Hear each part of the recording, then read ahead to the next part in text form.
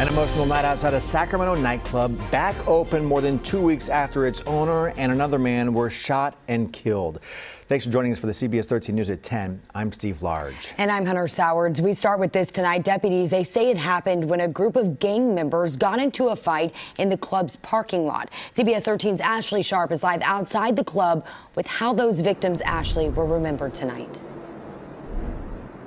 Hey guys, well, Sacto by Night closed down to honor its owner who was killed, a beloved father of three, killed in the parking lot alongside another innocent club goer when those shots rang out outside of the club on November 26th. Tonight, though, a memorial held as they reopened their doors. You can still see some of those candles and flowers left behind on the sidewalk outside of the club.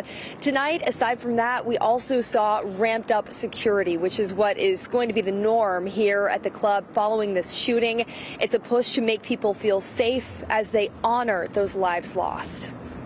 Take my hand, precious Lord. With candles lit and messages of love written outside Sacto by Night, it's a night to remember two innocent people lost to senseless violence. We would never forget what they did and cut his life short. The nightclub's owner, Ben Doe, and 23-year-old Ru Kai Her were caught in the crossfire when Sacramento deputies say gang members broke out into a fight and began shooting in the street outside the club. There's no closure until we know all the trials is gone and we know who the murderer is. I think then is when we can really close that chapter.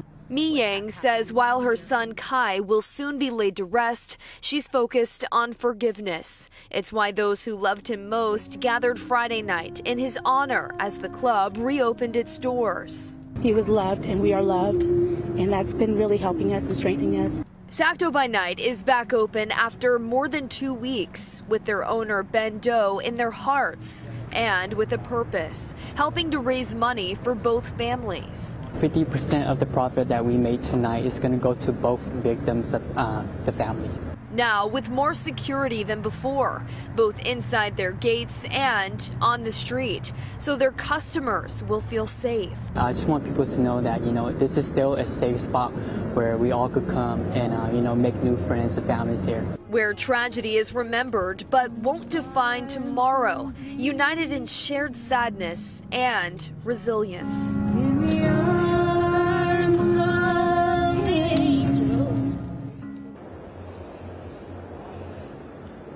Now, of course, with the honoring of those victims tonight comes that push for justice. When it comes to the suspects, all we know is that several people were detained by the Sacramento County Sheriff's Office after this shooting. But we did check back in with deputies tonight, and they said at this time they have no further information or updates to provide.